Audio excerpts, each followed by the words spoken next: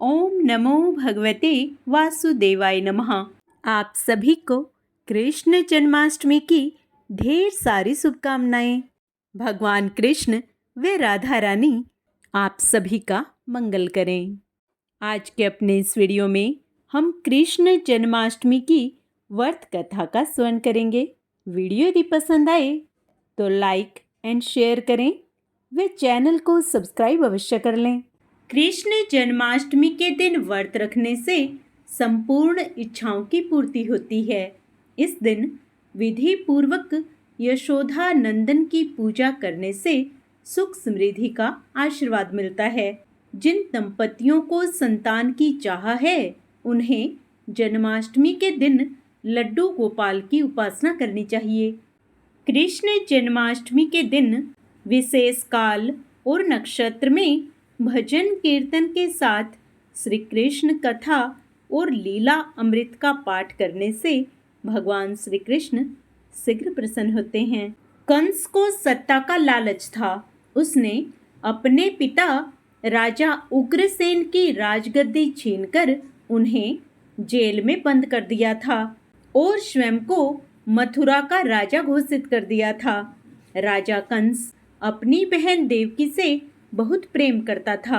उन्होंने अपनी बहन का विवाह वासुदेव से कराया था, लेकिन जब वह देवकी को विदा कर रहा था तभी एक आकाशवाणी हुई कि देवकी का 8वां पुत्र कंस की मौत का कारण बनेगा। यह सुनकर कंस डर गया। उसने तुरंत अपनी बहन और उनके पति वासुदेव को जेल में बंद कर दिया। उनके आसपास सैनिकों की कड़ी पहरेदारी लगा दी। कंस अपनी मौत के डर से देवकी और वासुदेव की 6 संतानों को मार चुका था। जब 7वीं संतान के रूप में बलराम, जो कि भगवान कृष्ण के बड़े भाई कहे जाते हैं, जब वे देवकी के गर्भ में आए तब भगवान विष्णु ने अपनी योगमाया शक्ति से उन्हें रोहिणी के गर्भ में स्थानांतरित कर दिया। रोहिणी वासुदेव की पत्नी थी और उस समय नंद बाबा के घर में रह रही थी। इसलिए बलराम जी का जन्म कंस को बिना पता लगे रोहिणी के गर्भ से हुआ। भाद्रपद मास कृष्ण पक्ष की अष्टमी तिथि को रोहिणी नक्षत्र दिन बुधवार की अंधेरी रात में भगवान श्री कृष्ण ने देवकी के 8वीं संतान के रूप में जन्म लिया। श्री कृष्ण के जन्म लेते ही कोठरी प्रकाशमय हो गई। जिस समय भगवान के आविर्भाव का अवसर आया, स्वर्ग में देवताओं की दुदुम्बियां अपने आप बज उठी। बड़े बड़े देवता और ऋषि मुनि आनंद विभोर होकर पुष्पों की वर्षा करने लगे। जब वसुदेव जी ने देखा कि जन्म मृत्यु के चक्र से छुड़ाने वाले भगवान मेरे पुत्र के रूप में स्वयं आए हैं, तो उनका रोम रोम परम आनंद में मग्न हो गया। वह हाथ जोड़कर बोले, प्रभु, आप सर्वशक्तिमान और सबके स्वामी हैं। इस संसार की रक्षा के लिए ही आपने मेरे घर अवतार लिया है। देवकी भी कंस के भय से भगवान से प्रार्थना करते हुए बोली, हे विश्वात्मन, आपका यह रूप अलौकिक है। आप शंख, चक्र, गदा और कमल की शोभा से युक्त अपना यह चतुर्भुज रूप छिपा लीजिए। तब श्री भगवान ने कहा, देवी, स्वयंभू मनवंतर में जब तुम्हारा पहला जन्म हुआ था उस समय तुम्हारा नाम पृश्री था और ये वसुदेव सुतपा नाम के प्रजापति थे। तुम दोनों ने कठोर तपस्या, श्रद्धा और प्रेममयी भक्ति से अपने हृदय में नित्य निरंतर मेरी भावना की थी। तब तुम दोनों ने मेरे जैसा पुत्र मांगा था, इसीलिए मैं तुम्हें पुत्र रूप में प्राप्त हुआ हूँ। इतना कहकर भगवान अंतर्ध्यान हो गए। तब एक आकाशवाणी हुई कि विष्णु जी ने श्री कृष्ण जी के अवतार में देवकी के कोख से जन्म लिया है। उन्हें गोकुल में बाबा नंद के पास छोड़ आएं और उनके घर एक कन्या जन्मी है जो कि स्वयं योग माया थी। उसे मथुरा लाकर कंस को सौंप दें।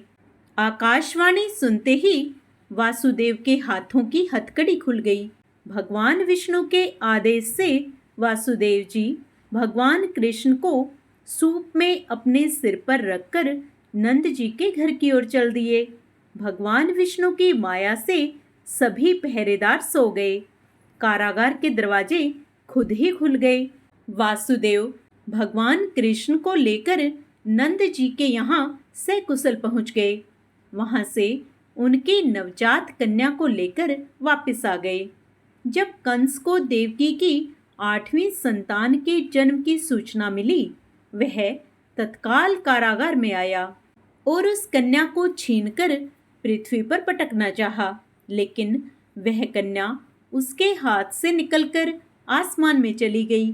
फिर कन्या ने कहा, हे मूर्ख कंस, तुझे मारने वाला जन्म ले चुका है और वह गोकुल में पहुंच गया है। वह कन्या कोई और नहीं, स्वयं योग माया थी। बाबा नंद और उनकी पत्नी माँ यशोदा ने श्री कृष्ण का पालन पोषण किया। राजा कंस ने श्री कृष्ण का पता लगाकर उन्हें मारने की बहुत कोशिश की, लेकिन कंस की सारी कोशिशें विफल हुई और श्री कृष्ण को कोई मार नहीं सका। अंत में श्री कृष्ण ने कंस का वध किया। राजा उग्रसेन को फिर मथुरा की राजगद्दी सौंप दी। इस तरह से जन्माष्टमी की व्रत कथा पूर्ण होती है। भगवान कृष्ण को माखन चोर भी कहा जाता है। आज जन्माष्टमी के शुभ अवसर पर आइए भगवान कृष्ण की माखन चोरी की लीला का स्मरण करते हैं। एक बार कन्हैया अपने पास रखी मटकी से माखन खाने लगे। अचानक उन्हें अपनी मणि स्तंभ में स्वयं का प्रतिबिंब दिखा। कान्हा को लगा कि कोई नन्हा शिशु चोरी से उनका माखन चुराने आया है। बाल गोपाल थोड़ा डरकर छोटा बच्चा समझकर उसे प्रलोभन देते हुए कहते हैं, अरे माखन चोरी के बारे में मैया से मत कहना, हम दोनों साथ में माखन चोरी करेंगे। मैं माखन खा रहा था तो तू भी मेरे बराबर माखन खा ले। कान्हा की आवाज सुनकर यशोदा माँ जब बाहर आई और उन्होंने कन्हैया से पूछा कि तुम किससे बात कर रहे हो, तब कान्हा ने कहा, पता नहीं मैया, घर में एक नन्हा बालक माखन चोरी करने आया है।